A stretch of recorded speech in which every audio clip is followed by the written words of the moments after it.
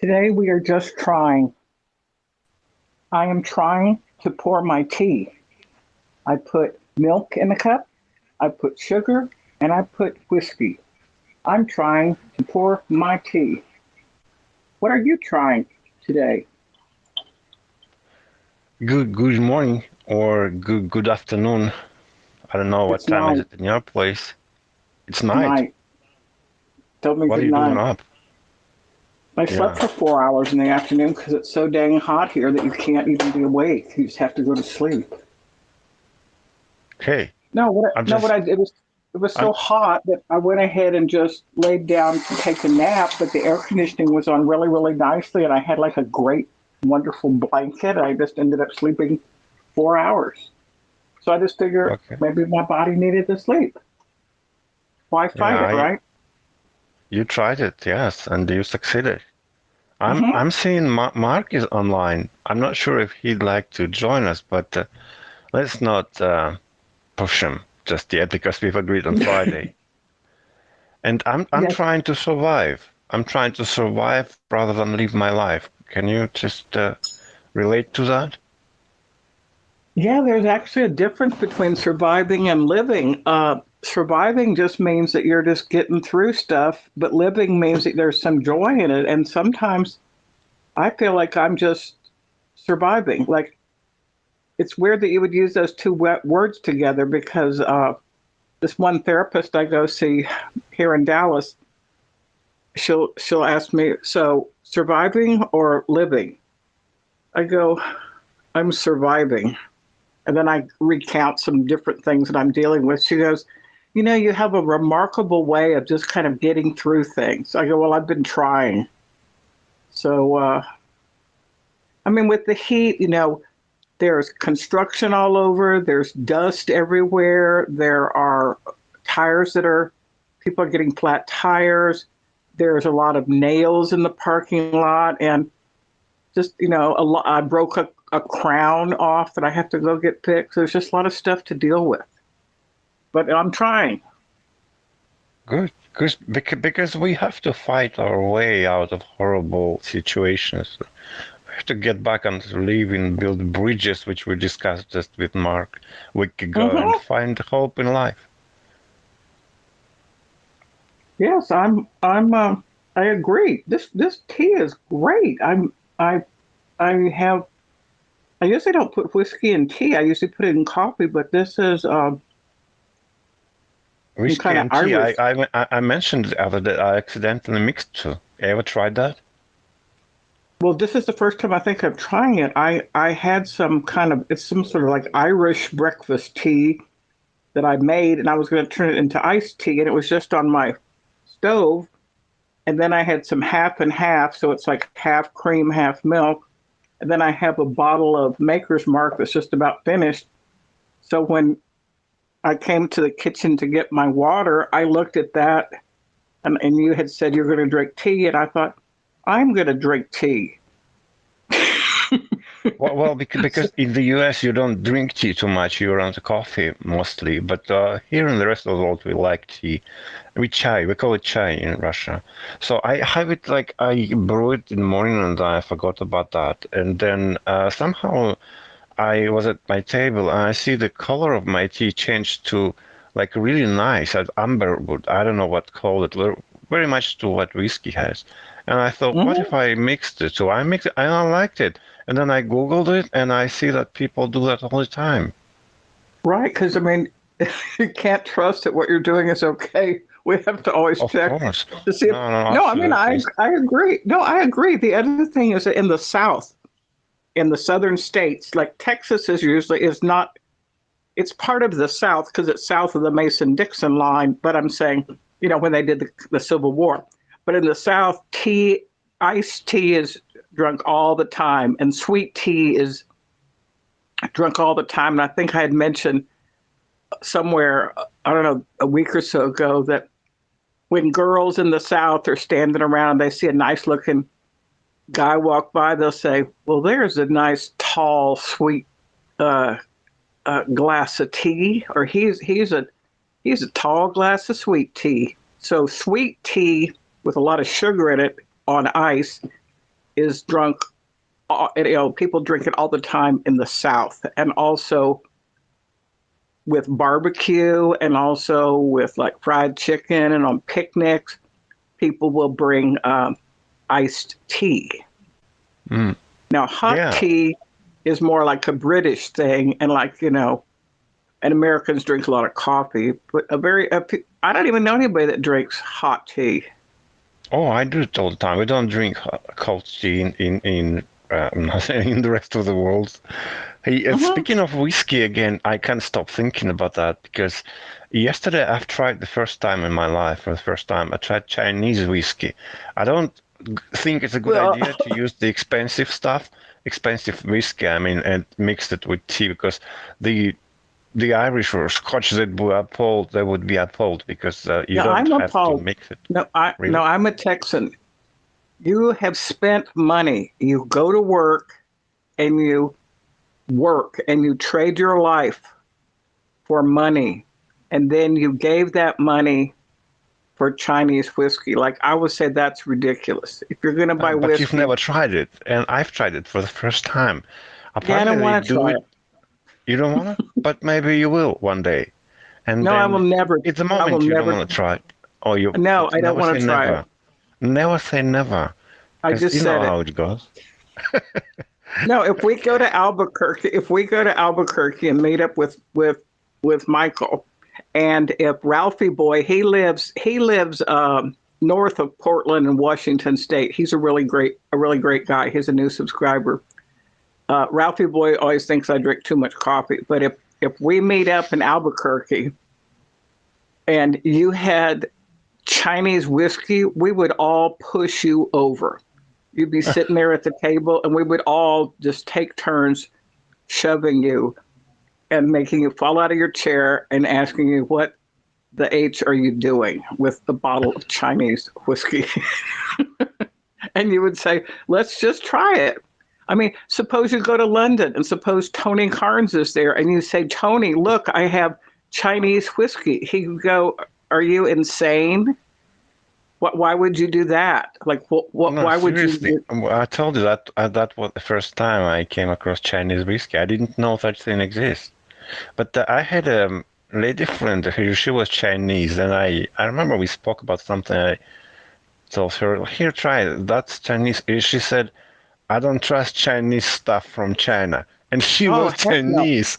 Yeah, of course. Yeah. I mean, all the pharmaceuticals you can buy online, they're laced with asbestos. I mean, toys have toxic materials in them. Like, I wasn't even thinking about that, but in general,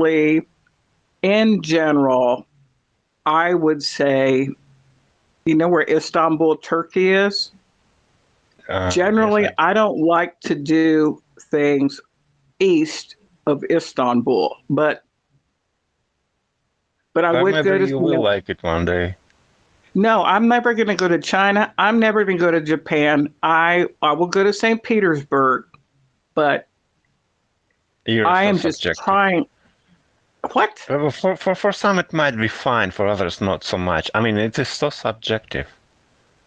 My life? You're written. No, I mean you are. You I'm sound subjective. subjective. Yeah, Yeah, I am because the it. subject of my life. There's a subject and an object. I live my life. I choose my whiskey, and you cannot make me drink Chinese whiskey. Even if you Uh, tie me down to a chair and waterboard me with Chinese whiskey, I will not swallow it. hey, you like Kung Pao chicken, right? Or some Yeah, kind of love Chinese it. steakhouse food. So No, I love. you can pour it. I mean, you drink it with Jack Daniels, for instance. Nothing wrong with that. You can use No, if I'm Chinese in the whiskey as United, well. no, no, in Chinatown and all over Manhattan, Chinatown has some really great places. I was up there, 4 or 5 years ago, and I went into this. It was like this kind of like a James Bond movie, 007. I went with my son-in-law and my daughter into this restaurant that, like, I don't know, you kind of went underground into a tunnel, and there were all these Chinese people, all these Chinese families, like quickly eating fast because it's Manhattan. You have to eat fast and get back to work. but and my son-in-law ordered some dishes that were so good, very, very authentic. And it was also great because he paid pretty much anything that anybody pays for, I would eat. But I like kung pao, and I also like garlic shrimp, and I like pho, pho, which is like a Vietnamese soup with all kinds of stuff swimming in it. But like that's in Houston. I ate that stuff in Houston. I haven't even eaten Chinese food in Dallas. Yeah, you I'm not in. you mentioned James Bond. I thought that Never Say Never is one of the movies, I guess, Huh. dedicated to him. Or was it No Time to Die? I don't. I'll Never Say Never. Don't remember. Do you like James Bond? Yes. Yeah, I love it. I love Which one? the I food. know you're I into love Sean Connery.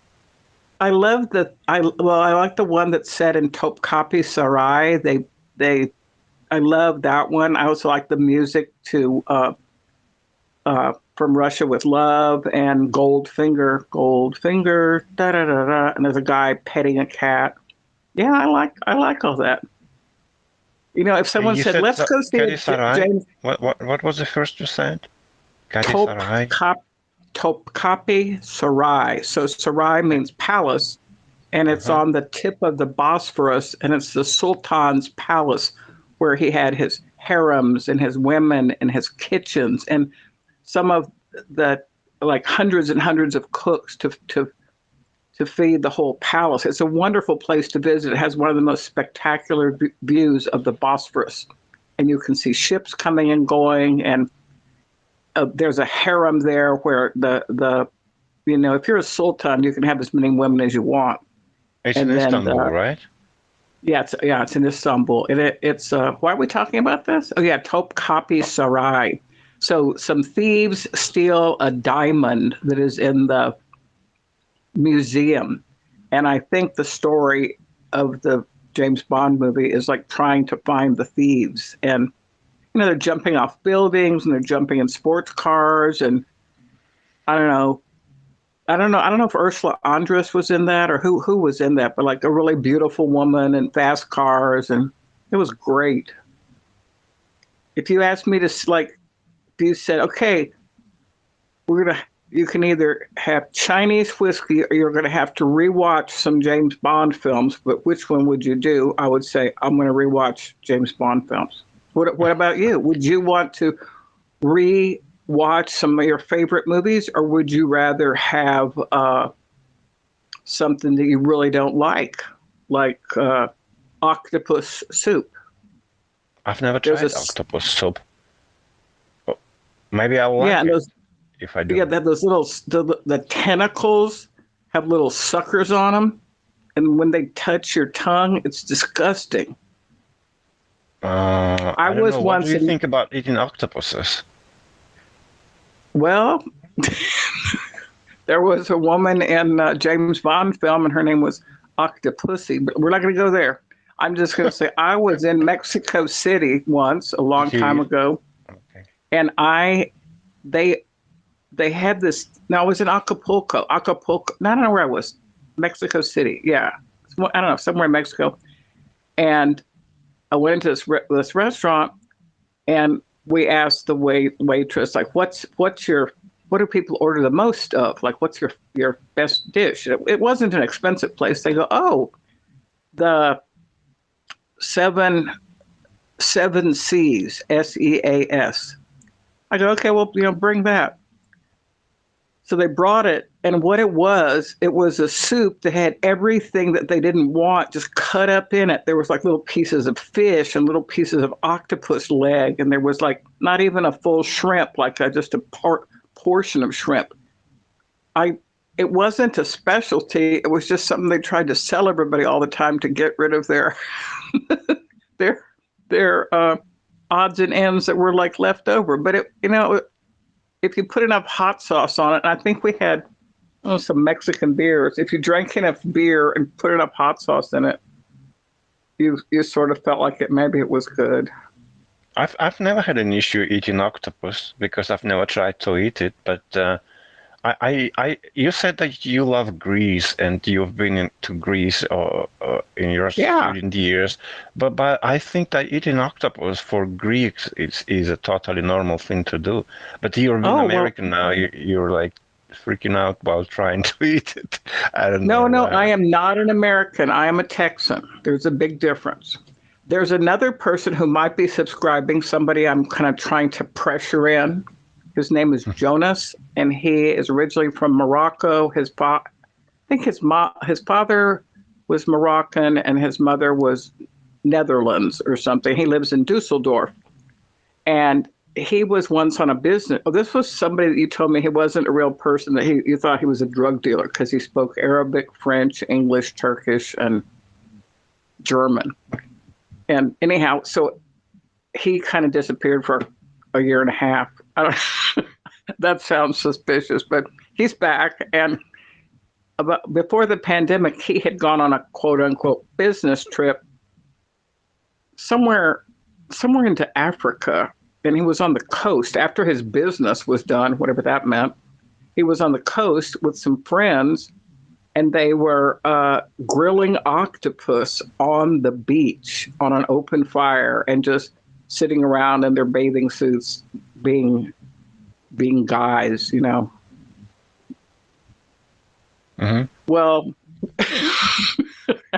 how would that make you feel? Grilling an octopus on an open fire on a beach, like in Greece or Italy or Morocco or somewhere. Yeah, Morocco. You mentioned a few times Morocco, and I thought it's in Africa near Egypt, I guess. I remember I met a person once. She was Egyptian, I guess, and she told me a little bit about Morocco, and she said she felt much safer in Morocco than she felt in New York. I thought, what Oh yeah. what does that Oh even yeah. mean? No. Jonas was telling me he has a cousin that lives in New Jersey, and I was going to fly from Dallas up to New Jersey, but we later abandoned that idea. But he is I would call him kind of light black. He is Moroccan, so he has curly hair. He has light skin, and in America, people like to kill and rob others. It's kind of like a hobby. So, and he was in New Jersey, and he was with his cousin staying in New Jersey. He had some business in New York, but he was staying in Jersey, and they got stopped on the street, and some thugs had guns and made them kneel down, and they took their wallets and they took their cell phones, and they just kind of like bonked them on the back of the head. They didn't make them pass out, but he said Germany, Dusseldorf was so much safer. He said he thought he was going to come to America, where it's like the land of the free and home of the brave. And he said he couldn't wait to leave New York and Jersey. It was crazy. I also have. Go ahead. You said you're Texan, but imagine you're visiting Morocco. Would you?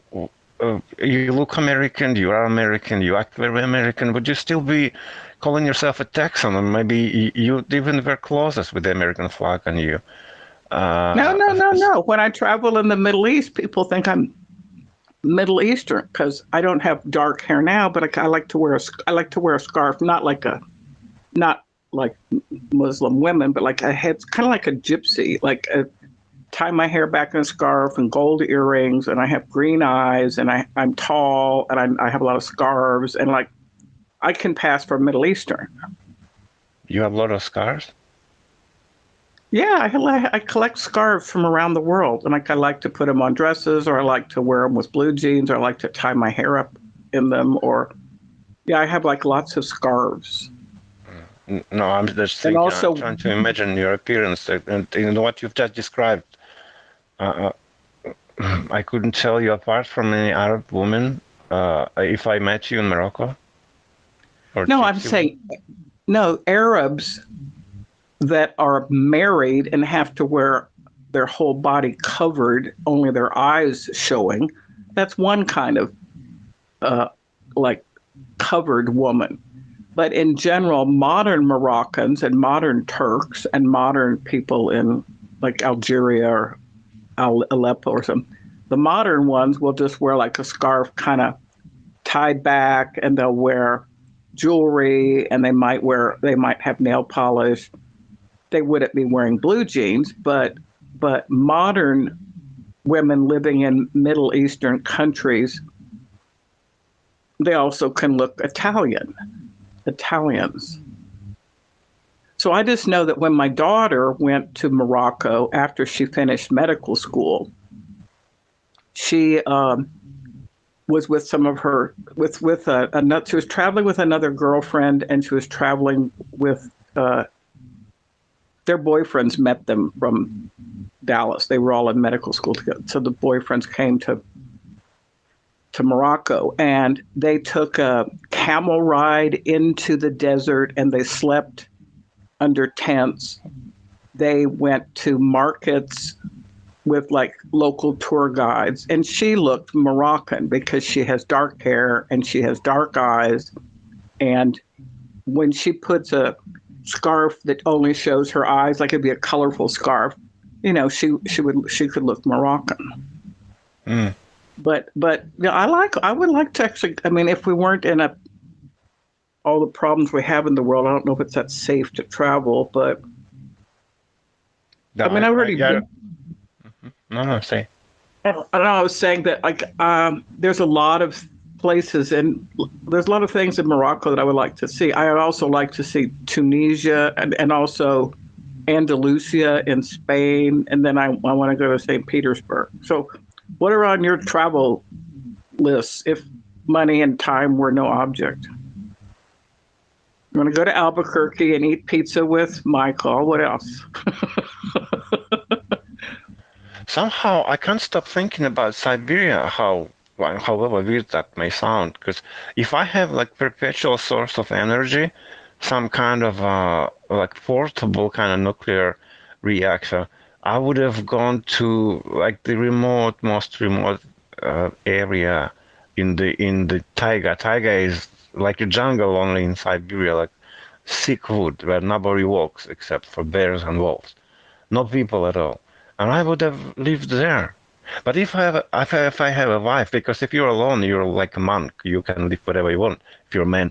But if you have a wife, the picture is different, because you can't live with a woman as a monk, right? In taiga or in Siberia or North Pole, whatever. And I think, what if we were an international couple? Or my wife were from Morocco or from Japan, where would we live? Because if you think about this these days, I don't know what based my decision on. Work, we need to have work, cost of living, healthcare, I don't know, politics, family, friends, because there are kids. So it's all complicated. Why No, are we it's talking about really, this? no, we're talking about trying to get a life and trying different things. There is a Yeah. very nice person. His name is Sven, Sven. He's a wonderful photographer. He married a Chinese woman, and they were living in Beijing, and they have, I think, 2 or 3 sons. And so they were a mixed couple. I guess I've known him for 5, 6, 7 years. And then the pandemic started, so they got on one of the last planes out of Beijing. So he and his 3 sons, his wife, and the mother-in-law came to the United States. No, where did he go? No, he didn't go to the United States. He flew Sven is into. German name, right? No, he's Finn. Finnish. Okay, maybe finished. Yeah, well, okay. Well, Sven married a Chinese national, and they have 3 sons. And then there's the mother-in-law. They've got one of the last planes out of Beijing into Europe somewhere, Switzerland. He's Swiss. Yeah, he's Swiss. They went into Switzerland, and he'd been an architect for years, making so much money, and he's such a talented and such a great guy. And now he's in Switzerland, so he doesn't have like the Swiss credentials because he's been working in architectural design and photography in China. And then this is such a very tragic story that, he took somehow the mother-in-law got a little bit sick, a little coughing or something, and she'd been fine. They'd already been living in the United States, Switzerland, and it turned out that the doctor she was seeing in Switzerland had COVID, but was not telling his patients. And Sven's mother-in-law passed away, sadly, in Switzerland, which was so awful because they left Beijing to avoid COVID. But, he and his wife are doing fine in Switzerland. The boys are growing up. He's retrained as something. He's a fabulous photographer. And, but they did have questions about like what language would the kids speak, what kind of food would they eat at home. So he knows all about Chinese life and Chinese food and Chinese holidays, and is just such an interesting person. But when you marry into a different culture, or you marry into a different race or religion or whatever, there's things that you never think are going to come up that actually come up, and you just have to keep trying to make it work. I'm thinking about Switzerland. I knew a few people out there. I don't know if someone of your acquaintances moved from the US to Switzerland to live, and how was it? But it's interesting because at the beginning of the pandemic, some countries were starting to have quotas on who they were going to let in. So you couldn't just get on a plane and fly into any place. You had to have a visa, a reason why you're coming. And Sven was able to say, like, I'm born in Switzerland. I'm a national. I have dual citizenship. And he had to wait a little. It took a little while. He had to pay extra for the passport or visa or something. But he got to go into Switzerland. But back to the whole Siberia thing, I remember before the pandemic, people were traveling. People were traveling a lot. I was traveling up to Portland. I was traveling to Houston, traveling to New York. I was traveling all over the place. El Paso. I went everywhere. I was going on like 5 or 6 trips per year because I was a college teacher, and I could teach in the summer or not. I could teach between the breaks or not. But there was another couple that I knew here in Dallas. I don't know if they were architects or what they were, but they were going to go on a vacation, and they wanted to go to like the Arctic Circle where there was nobody there, and there was no sound, and like just watch the Northern Lights. And they paid a lot of money to go on this tour where they were going to go someplace. I mean, they're from Dallas. They're going to go someplace where there's no noise and there's no people, and they're going to sleep on the ice in some kind of like nomad heated tent. But that's kind of what you're talking about. Just go into an isolated area where it's beautiful and quiet, right? Yeah. But let me tell you a few things about Switzerland still. Not that I'm here to debate gun control, but when I think of Switzerland, there are 2 things come to mind. Of course, beyond the watches and what's that? The milk product, cheese. The famous cheese, yeah. Fondue. What? Fondue is melted cheese that you stick little pieces of bread in. Yeah, because Switzerland is famous with its watches and cheese. Gun control and euthanasia. Because I think euthanasia there's kind of a law that people who move to Switzerland can die if they wish to. And also Sweden. Sweden too? No, I didn't know that. And also gun freedom. I don't know if you can compare American gun laws and Switzerland gun laws, but I don't know. The gun society is. I have a gun, but I don't know. Don't gun use it during this. America. Please don't use it during this episode. No, and the chainsaw. No. I had also heard that. I was teaching this college class, and we had this reader that had readings, assigned readings. We were all supposed to teach from this reader, and one was about like freedom and freedoms in various countries. And I divided the class up into several different groups. Okay, you guys are going to be Mexico. You guys are going to be Sweden. Y'all are going to be, China. You're going to be, Morocco. Like I just divided the class up. I said, "Can I read the articles, and then we're going to have a discussion, and I want you to answer the questions based on what the laws are in your country after you've read, these readings." And I just recall that Sweden had some of the highest levels of freedom and also the highest levels of suicide. Not euthanasia, but this was when given so much freedom, people were just like freaking out and killing themselves. Like prostitution was legal, drugs were legal, everything, drugs, sex, and drugs, and what else? And they had health care, and they had some government house. Like they had what to the outside, to me, would look like a pretty good deal. Like, why would you kill yourself? And then the class had a discussion. We had a discussion about that. Of course, these were college age people, so they mainly wanted to talk about, how guns and sex would be legal. But anyhow, given the highest amount of freedom, sometimes people get paralyzed. Didn't you use the word analysis paralysis or something? Yeah. That's why I want to go, like, I have the strong desire to move somewhere isolated and live simply and quietly. But just imagine, Alaska also, when I say Siberia, I mean Alaska. I love somehow, for no apparent reason, I love Alaska. I've never been there, but then again, maybe I will be one day. Well, I would have kept chickens and bees and greenhouse and other animals. I don't know what people usually. Well, I don't know. Didn't you have bees at some point in time? Aren't there some bees somewhere in your life? I still do have them. Where are they? Are you visiting them? Or are they just in my?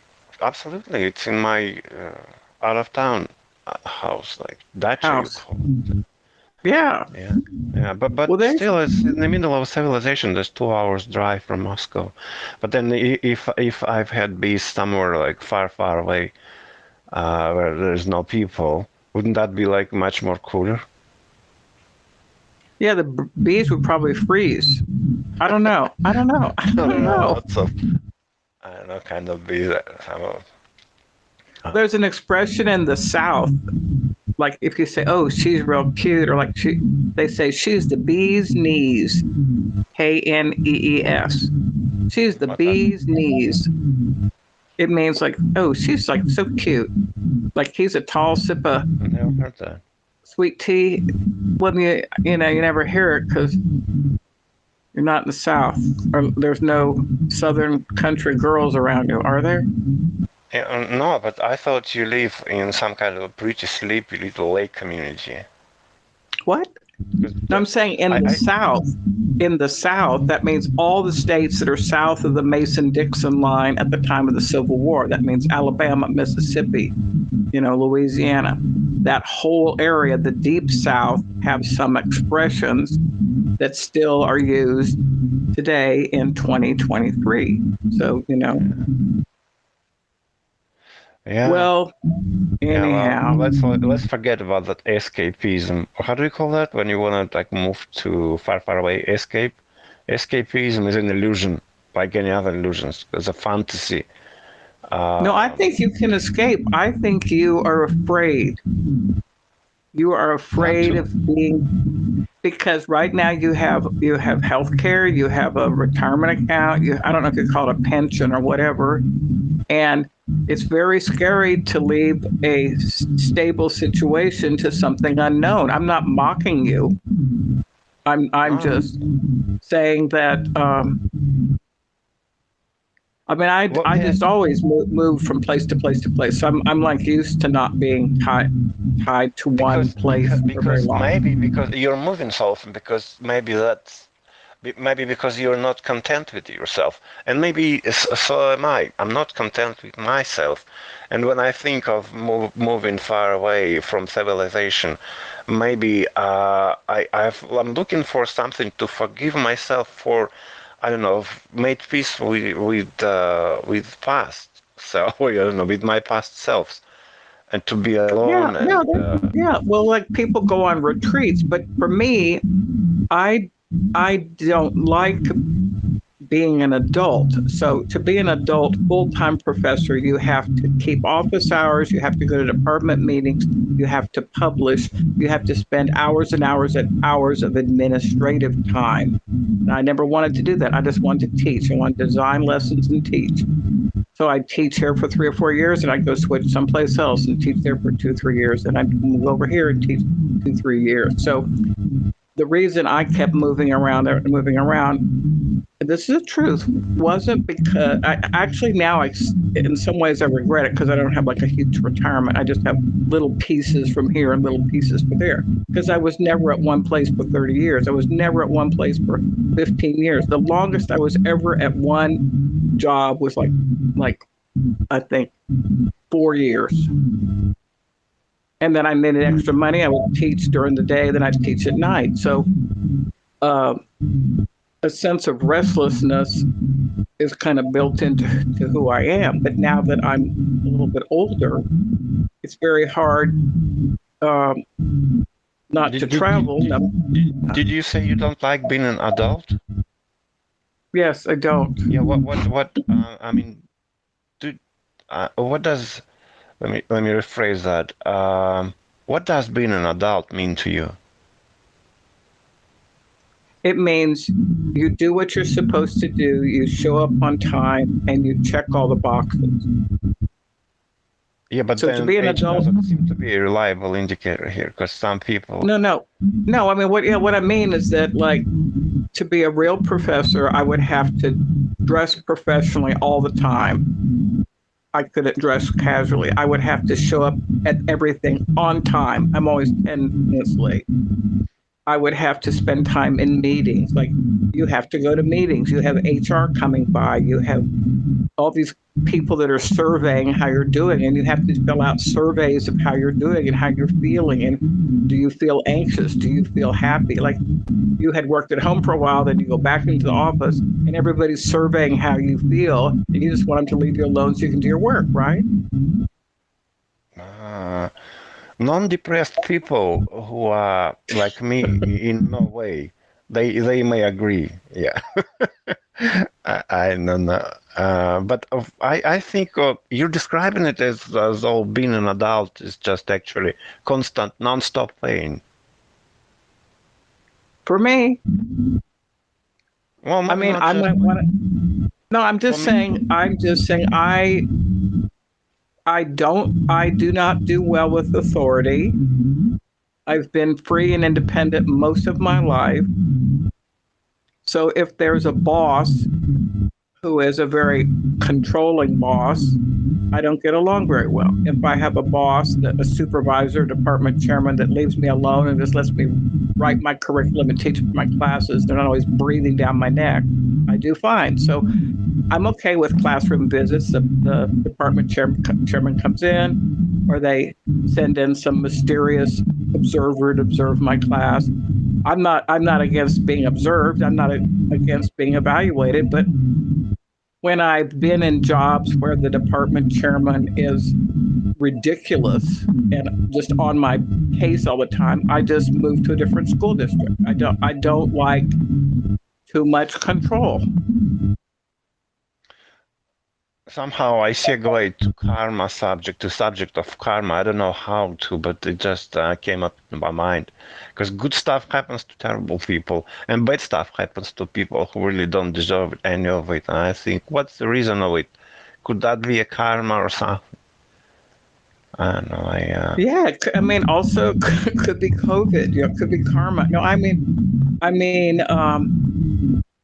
COVID is just fast. the past few years have been so strange. Like, really nice people lost their jobs. Some married couples that I knew that I thought would be together forever, like, they broke up. Like, it was strange because there's so much pressure and people were just stuck at home with their significant other.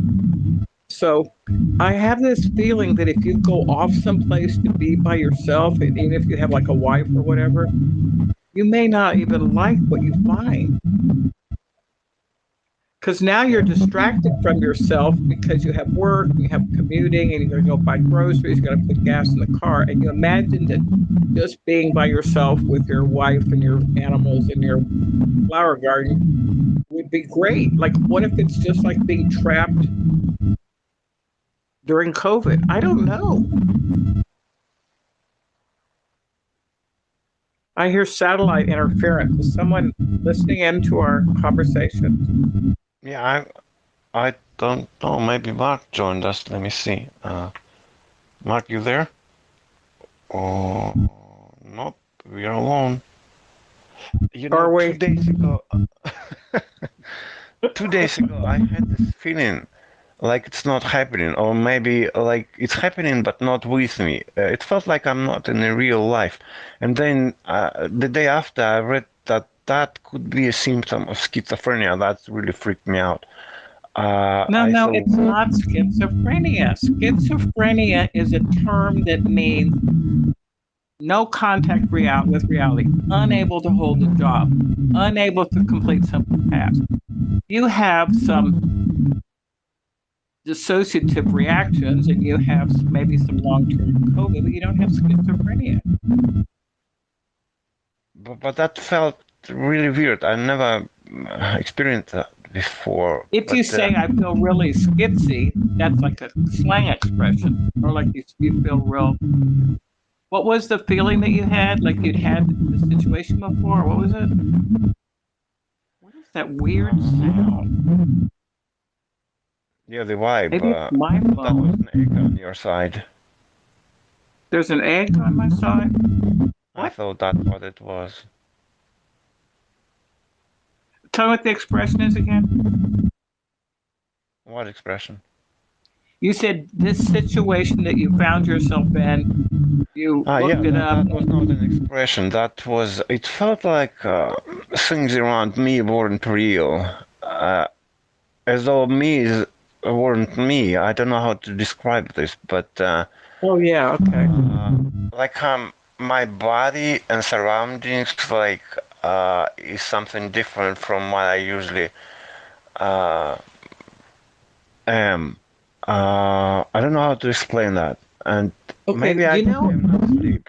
Although I did have okay, enough sleep, I had neck pain today. I've never really talked about it to anyone.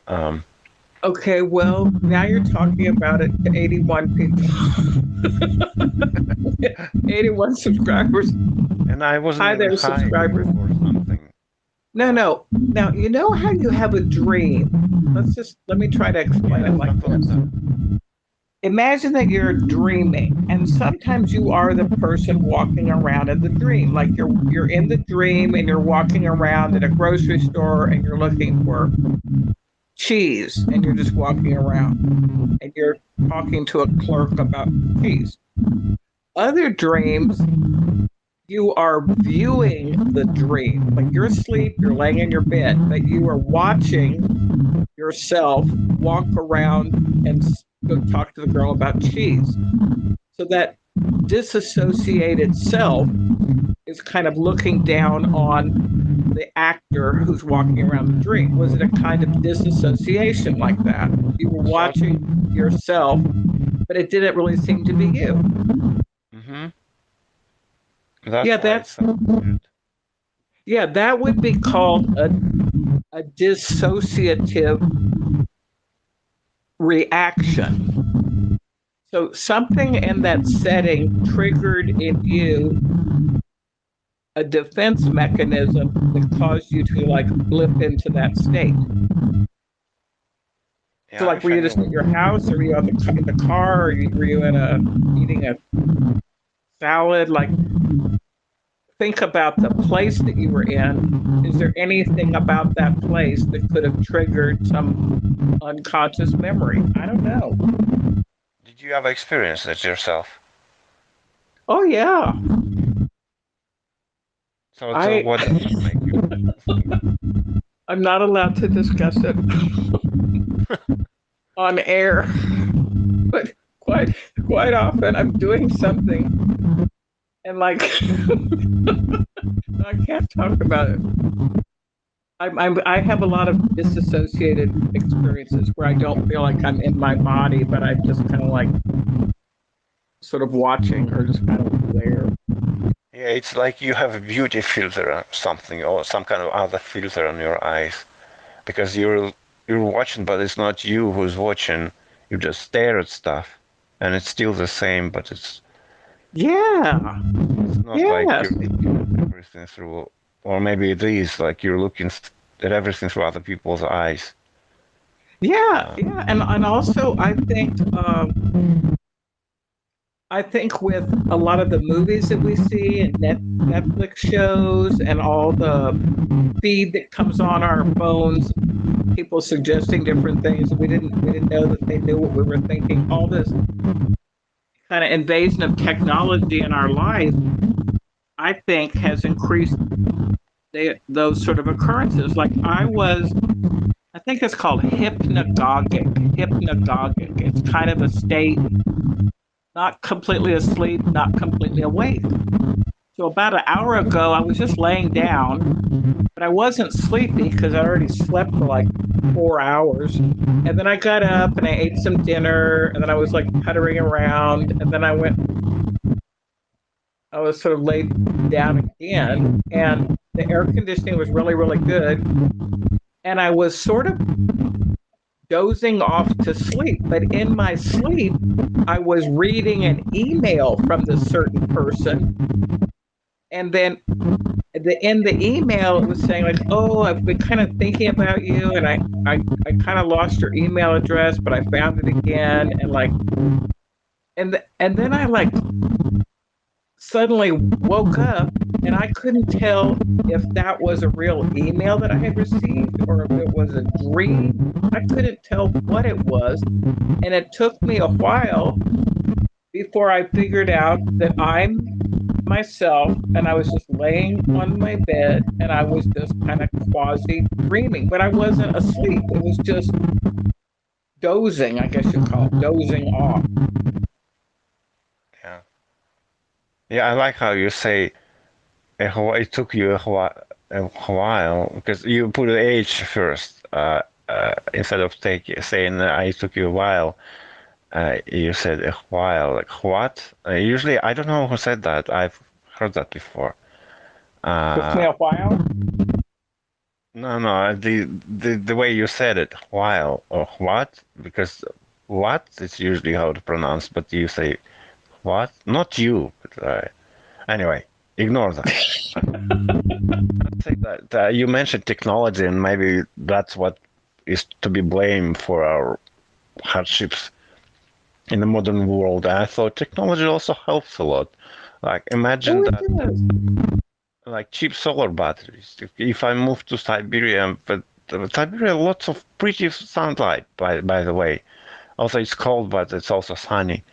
And I would be able to use maybe you would be able to use solar panels or lifelike sex robots if Sex robots that would be powered by the sun. I just somehow I said it and then I thought, what am I talking about? Because I told you just a few minutes before that no woman would go to Siberia to live forever. And then, You really don't need one because I've talked to several different people who have said that relationships are just too difficult. They're too expensive. They're too time consuming, and they're too emotionally risky. That there's any number of people that I know that are not in a real relationship with a real person, but they just have several casual things going on and then some different online stuff. And I mean, you can buy all kinds of like blow up dolls and all kinds of like sex paraphernalia stuff. And I don't know.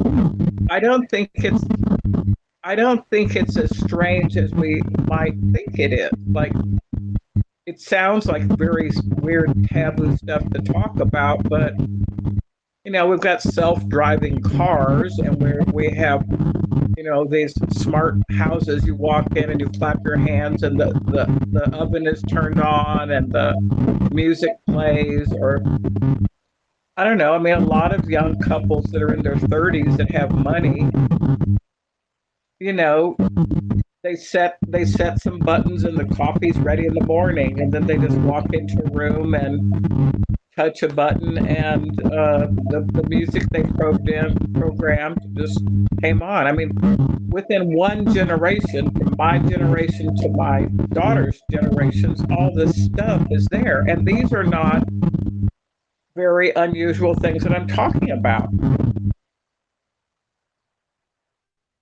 No, no. You mentioned relationship, and I thought everybody seems to be, regardless of the culture or the place in society or whatever, everybody's having troubles with relationships. And I thought, Yes, why? yes, That's maybe we need it because the tension which we experience, it requires the soul. It brings, how do I call it? It pushes, forces the soul to develop further. Because if you wouldn't have that pressure, like what they say, the diamond is made under pressure, something like that. So yes, maybe for your yeah. soul to move to the next level, you need this awful, terrible relationship to experience because they kind of squash you into a Well, diamond.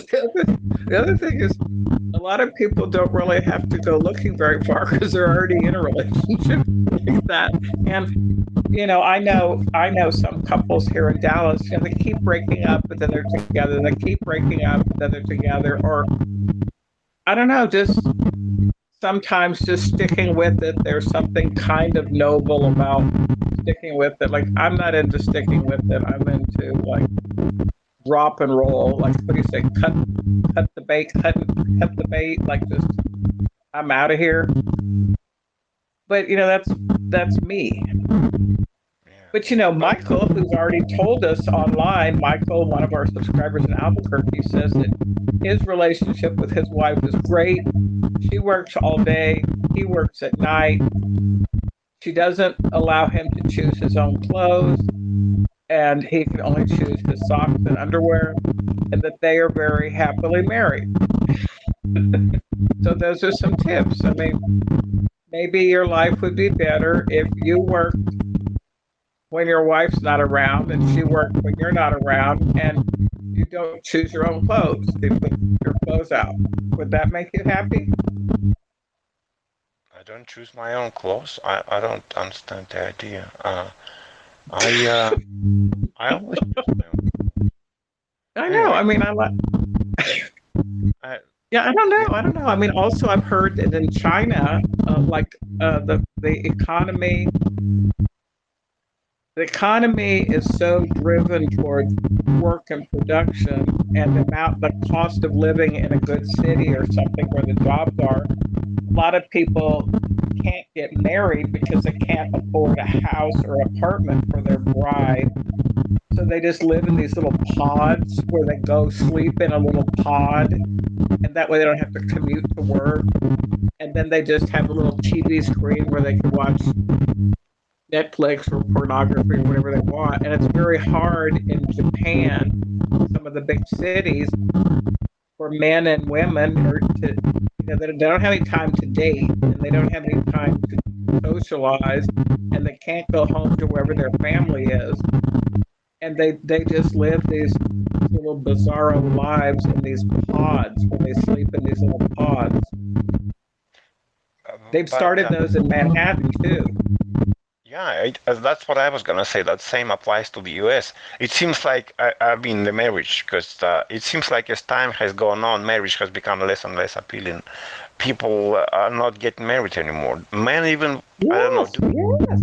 get married And anymore. also with all the like fertility counseling and stuff, you know, I know in my generation there were some girls who were not interested in marriage. They were interested in traveling and getting academic degrees, and they did not want to be married. And then I kept up with a few of them, and they just never got married. Like you don't even need to be married. Like if you want to have a baby, like go have a baby at a sperm bank. Like you don't even need to have a man. And like that TV show Sex in the City, that kind of glamorized, you know, independence of women. I don't know.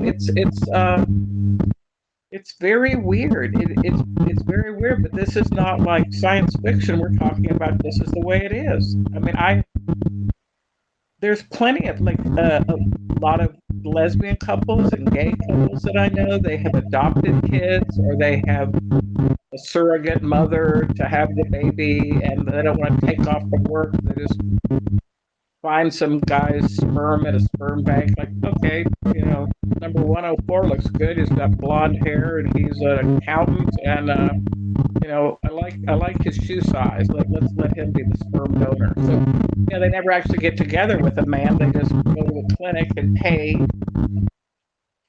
for an injection, and then somebody else has the baby, and then the only thing they do is go show up when the baby's born.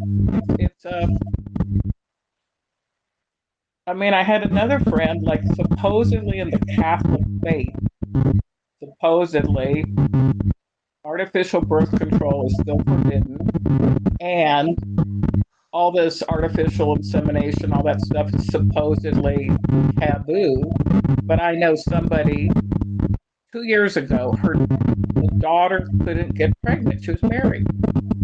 And so what they did is they went ahead and like froze her eggs and stuck them in a bank someplace. And then they made an arrangement, legal arrangement, to somehow put the egg and the sperm in some other woman's body so that they could have a kid. And it was all legal. And then, accidentally, during the same time period, the woman got pregnant naturally with her husband. So they nullified the first agreement, and the surrogate mother got paid for, hosting the baby. But I wanted to know what the heck happened to that baby. They did not go get that baby. They just kept their own natural baby. And these are modern people living in Dallas that have a moral conscience and that are quote unquote good people. Like, to me, that's like one bizarro story. Yeah. If I were a young man, I would be reluctant to marry. Well, a lot of people are reluctant, like a lot of young doctors that are my daughter's age. They said if they knew that there was going to be so much legal paperwork and documentation going into being a doctor, they would have not chosen that profession. And I know lawyers who said, I thought law was about justice. If I had known back then what I know now, I wouldn't have gone into law. And there's a lot of people that are not happy with their jobs. They're not satisfied with their relationship. There's a lot of general free-floating anxiety and restlessness and unhappiness. I don't mean that people are miserable. They still go out to eat. They still are with their husband. They still do things. They go places. But if you ask them, like, are you happy? They would probably say, no, I'm just trying. Wow, now I feel sad. It's really there's all kind of weird interference. I think Mark is on a satellite listening to us. No. As I said, you're alone. I mean, we are alone in the universe. The truth is out there. I don't know. You're not alone. There's a cat near you. Yeah, but it sleeps. She's sleeping. What's the correct way of putting this into words? Anyway, she's sleeping. Am I alone? If that's yeah. I have a bear looking at me. Bear? A bear. His name is Jean-Pierre. It's a little stuffed bear that has a reindeer hood on it. So you can pull the hood up and then he becomes a reindeer. So it's just a little stuffed animal that I have had for several years that I have on my couch right now. And right now Jean-Pierre is looking at me. So I'm not alone. I've got Jean-Pierre here. I also have a saint in the corner. There's St. Francis of Assisi. He's looking at me. He has glass eyes. Well, So if so, you're alone, but you're also happy, right? Because if you can be happy alone, that means you're winning.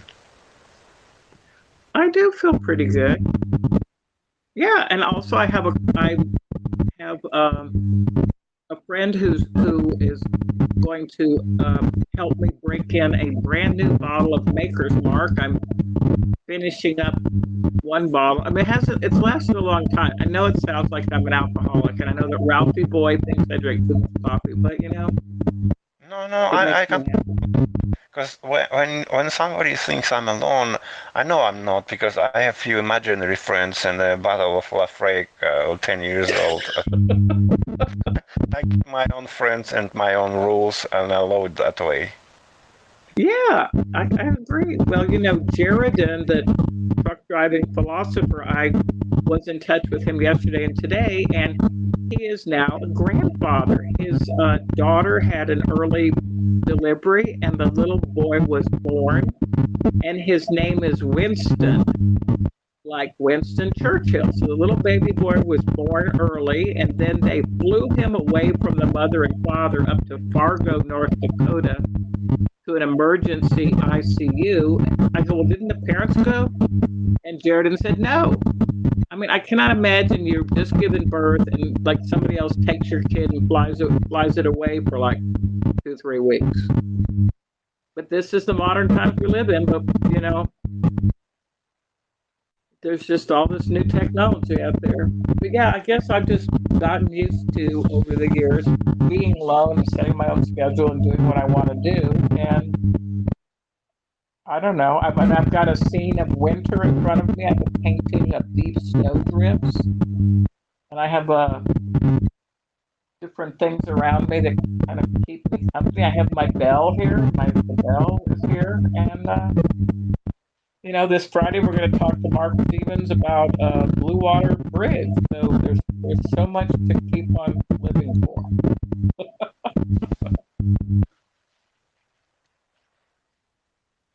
You said we'll be talking to Mark about Blue River Bridge, and it seemed, as you said, about how blue in the bridge.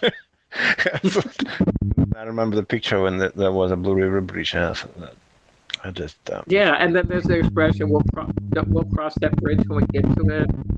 There's so many bridge expressions. I like that. The water under the bridge. You ever heard that expression, water under the bridge? Oh, this means something's already passed. Let's not discuss it. What does it mean? Well, to my thinking, I believe it means it doesn't have to be mentioned again because it's in the past. Right? Oh, it will be mentioned again. What do you mean we're not going to mention it again? Why do you think that we don't need to mention it again? We're going to mention it again and again and again until you understand that I'm right. No. I mean, yeah, it's like water under the bridge. Like, yeah, just let it go. Let it go. Yeah, let it go. You're saying we'll be mentioning it again and again. I remember Winston Churchill, I guess, famously said that you can always count on Americans. I know you're not American, but still, you can always count on Americans to do the right thing after they've tried everything else. Exactly. Exactly. Yeah. It's like the $2 bill. I had just learned that originally Alexander Hamilton was on the $2 bill because he was the Secretary of the Treasury at the time, I think. But then Jefferson became a statesman and whatever, and then they decided to put him on it. It's like, well, they finally got around to doing the right thing. But I don't know. I really wonder what this episode is going to sound like with all this interference. You don't hear any of it? Well, there is an echo again after every word you say, but I thought there's something with your phone, or maybe you're in the kitchen or something else. I'm sitting still quietly in the same chair. And the only thing that it started happening when you said Mark's online. So I think Mark has a drone. He's flying it over Dallas. He's got a little drone thing. Mm-hmm. And he's spying on me. I don't know. I don't think Mark has a drone. I kind of think Mark is a drunk. No, A cigar and a bottle of brandy is what Mark has. a cigar and a bottle of brandy. No, Mark is too young for cigars. There is no such thing as too young for cigar. You never smoked cigar, have you? I actually did. I smoked a cigar with David. We went out to East Texas, and we stopped at this convenience store, and they had all these. I love the cigar. What's the label around the neck of the cigar? Like I like printed Cuban? things like artistic stuff. They had like 5 cigars for like $1 or something like that, or 5 cigars for $5. I go, David, can we buy these? He goes, yeah, let's buy those. My uncles and I can smoke them. So we had these 5 cigars. We went to go stay at his dad's house. There was his dad, there was me, some guy dropped by, his uncle Glenn, and then one other person. There were 5 people smoking just cigars, and they asked me if I was going to smoke my cigar. I go, no, I'm gonna write a poem about it, or I might keep all the little cigar labels. They said, no, you have to smoke the cigar. So they lit the cigar, and I took one puff and then just like put it out. But they have a lot of cigar lounges here in Dallas where people go and they spend a lot of time smoking cigars, and they have little It takes lots special of time. lockers. It takes Say it lots again? of time. It- no, I mean, you said they spend lots of time because if you have a cigarette, well, if you go to have a smoke break, which lasts 10 minutes max, a cigar smoker cannot smoke a cigar within 15 minutes. It takes an hour No. or two. Yeah. Once you start smoking a cigar, you have to finish it. Yeah. Sounds great, by the way. I've never thought of that before. Once you start a cigar, you have to finish it. There you go. My Well, I, motto. I went out to this friend Leon. We were out in Oak Cliff, which is just on the other side of Dallas, and he knows I collect cigar boxes, and like I do all kinds of things with these boxes. I make little dioramas, and I make these little art boxes. So he said he wanted to show me this.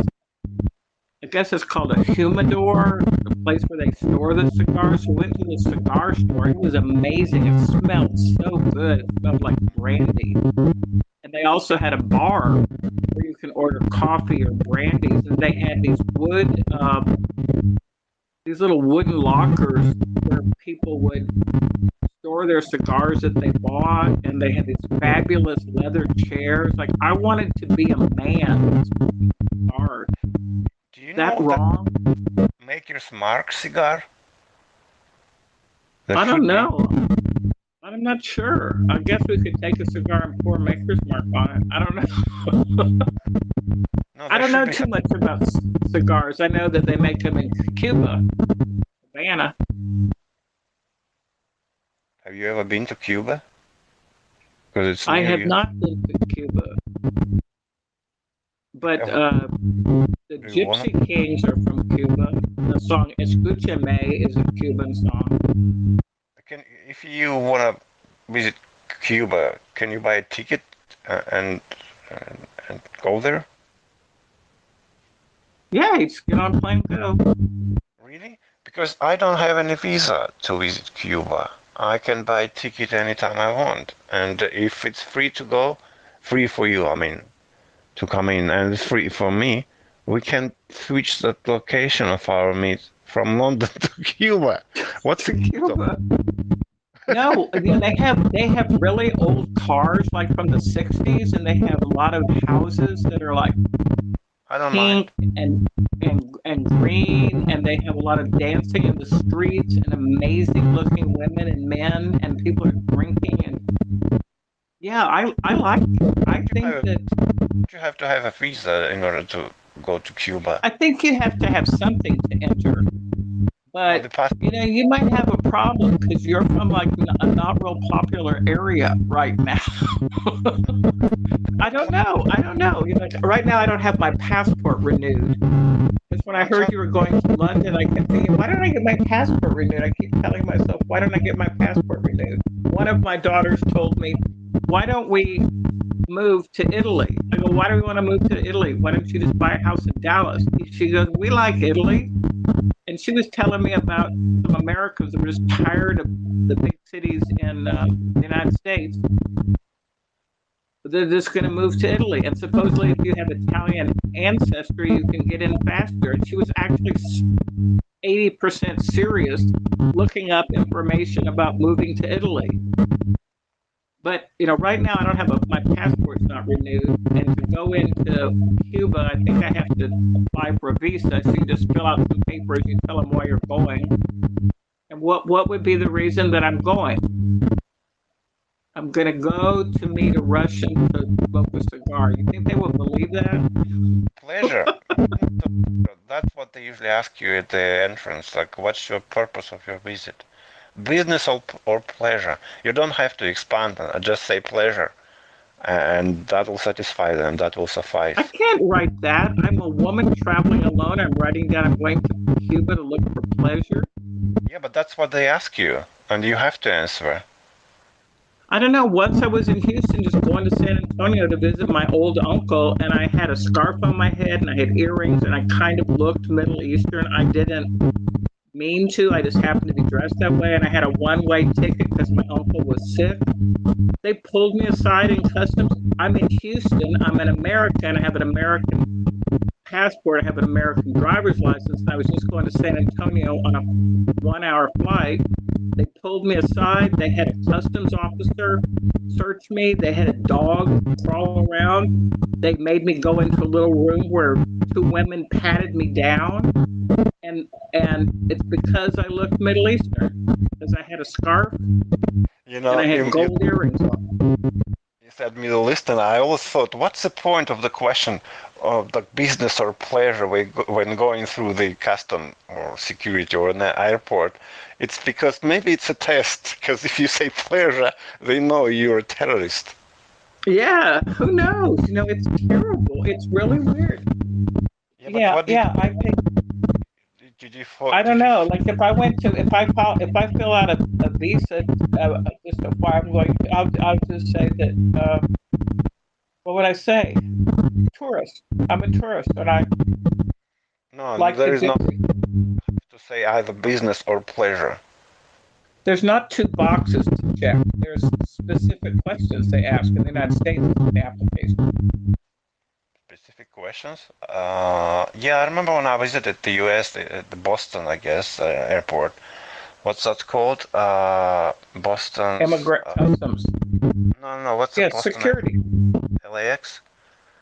No. LAX. That's Los Angeles. What's that called? I don't remember. BLAX. Black. I don't know. It's Los Angeles, I guess. Boston. Can you go figure? I don't remember like Boston's airport. Okay, I'm gonna find out. It's called Logan. Now I remember. Strange name, by the way. Logan Airport. What kind of a name is that for the airport? And they asked me, what's your business and stuff, or pleasure? And then they asked me if I have something, some kind of food with me. I was quite surprised because why would I bring my food? Because some people travel with a lot of food, and there was a lot of contamination and pests and stuff. They don't want a bunch of foreign pests coming into the American agricultural system. A lot of people travel with food. They also asked me if I had a gun. And what did you say? I didn't have a gun at the time. Because you would be a dangerous man with a gun and an apple. It was before nobody cared much, honestly. Everybody seemed to be so friendly and relaxed, and there was no that body searches and stuff. Yeah, it's ridiculous. Yeah, just when I flew in February up to Portland, I went through, on the way up there, I think I went through somewhere in California. And then when I came back, I came through a different part of California. And there were people were just starting to fly again. There were so many searches. There were so many plane delays. It was like really, really, really difficult. But that's because I I had a bunch of frequent flyer miles and I booked it through Southwest Airlines, and I should have just gotten a direct flight where I just get on and I get off. But I don't know. That's the past. That's water under the bridge, right? Um, yes. I'm also thinking about these body scanners at the airport. What would you choose? To go through the body scanner or opt for a manual body search? No, I don't want anybody patting me down. Thank you. Well, that depends on who's patting you, right? It's a woman with a mustache and a gun. There is no such No, I'm thing. saying no. It was a very mannish woman that was patting me down when I went through this search, and she was kind of muscular, and she kept like under your armpits, trying to see what was under my armpits. And I go, "There's nothing under my armpits," and then she just felt, literally felt like down the outside of my legs, down to up on the inside of my legs. I had already taken my shoes off. Told me to take my scarf off. It was really, really a weird thing because I was in Houston and I was flying to San Antonio, and there was a lot of anti-Muslim. Well, it had been like bombings and terrorism, and this was all after 9/11. So like anybody that's got a one-way ticket wearing a headscarf, they're gonna ask you what the heck you're doing. They asked me why I didn't get like a round trip ticket because I said I didn't really know how long I was going to stay. That sounded like a stupid answer. Well, as long as they buy you dinner afterwards, it's rather pleasurable. No, what do you mean? No, I don't know. The body scanner, they ask you all these questions like, do you have any metal plates in your body? Like, do you have a hearing aid? Do you have a pacemaker? Like, they ask you all these questions. I was having an anxiety attack, and they said, just stand here on the scanner and put your arms up. It's like they're telling you, put your arms up, and there's all these guys with guns around. Like I felt like when people say, get your arms up, that's what they do right before they arrest you or shoot you or throw you on the ground. But like I'm kind of overly dramatic, so I just stand there and I put my arms up, and you just hear the sound like, doo, doo, doo, doo, doo. And then they say, okay, and then your luggage is going to this other scanner, and somebody's scrutinizing that. Like once you get through that, like literally, I didn't go to the bar and have a drink, but I felt like going to the bar and having a drink because it's very anxiety producing. But that was better than the woman patting me down. They asked me all these questions about, what did I do? And I said, I'm a teacher. They go, well, why aren't you teaching? I go, because my uncle's dying and I'm coming to visit him, and I'm a college teacher and I have Friday off. Like I had reasons, but they just were kind of literal. They thought a teacher should be in a classroom. I don't know. I don't know. I'm just trying to live. I feel sad We're because trying, just trying. uh, that I'm almost 50. I'm 50, and I feel like I haven't found my place in the world. Actually, I feel that every year that pass by. Well, but why It's did I think that? Why did I unbelievable. think it was July the 19th was your birthday? Why did I think it was your birthday? Your birthday's in November. I don't know why did you think? You tell me.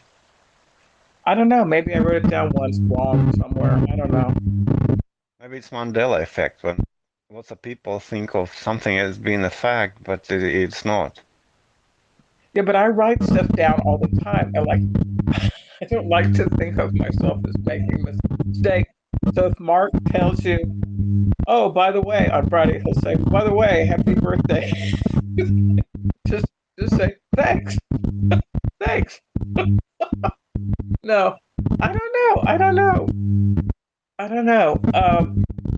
Yeah, I'm not going on any trips anywhere.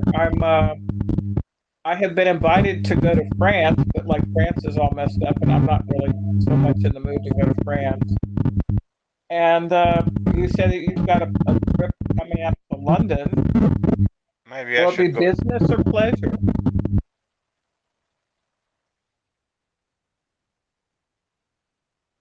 Pleasure. Guilty as charged. Guilty as charged. Very good. Very good. Now I'm But you actually do you have to check that on the entrance thing? You check which is it like two boxes? business of pleasure. Or is it a question they ask you? No, I didn't. Can you repeat that? I'm saying when they ask you, is it business or pleasure, is it printed that way and you just check one of the boxes, or is somebody standing there asking you that question? No, you have to say verbally. You don't have to check the box. Just answer the question. And if you start rumble around, like I'm here to see that and this, they would repeat that because they need to know. Probably they count tourists. I don't know. Maybe they're sort of monitoring the tourist activity, or if it's pleasure again, or if it's business. For me, I go into too many details, all of which don't make sense, and that's why I seem suspicious because I'm trying to not seem guilty, and that makes me sound even more guilty. Yeah, yeah. But then again, you're not guilty. You look like you're guilty, but you're not, which is a bright side. Look at the bright side, right? Yeah, exactly. Exactly. So will we be recording the bridge episode from London? No, no, I don't think so. Okay, is the gun nearby still? No. No. Okay, when we listen to this episode, it has so much interference in it. Yeah. I don't even know if. I guess we'll just keep it, right? It's just like more Petroma therapy, live action, recording nonsense. Yeah, especially when I talk about Marcus surveilling us. Poor Marcus, maybe not even want to be recorded on Friday. But since it's been like an hour, I think we've done the great job because the person still didn't hang up on us. I know, and now I'm getting sleepy, and I'm actually thinking of going to bed and like sleeping, like what I'm supposed to be doing at like almost midnight. Me, it's still Tuesday, and you're in Wednesday. Yeah, that's too complicated. I don't pay much attention to details like that. It being Wednesday? I don't know what day it is. What day is it? Is it Wednesday? You are in Wednesday because you are in the daytime. And I am in Tuesday almost midnight. I'm still stuck in Tuesday. When you ask me, like when you task me to answer what day is it, I suddenly feel sleepy. Yes. Yeah, the cat's asleep. I'm going to sleep. Maybe Mark should go to sleep. I don't think Michael's asleep because he's awake all night, being happily married. So we will tell our subscribers, just keep trying and let us know what you're trying to do or trying to accomplish, or if you gave up trying. Were there any final things you wanted to say to our subscribers? Yeah, I want to our subscribers to try the Chinese whiskey and let me know if it works. Okay. Adios for now.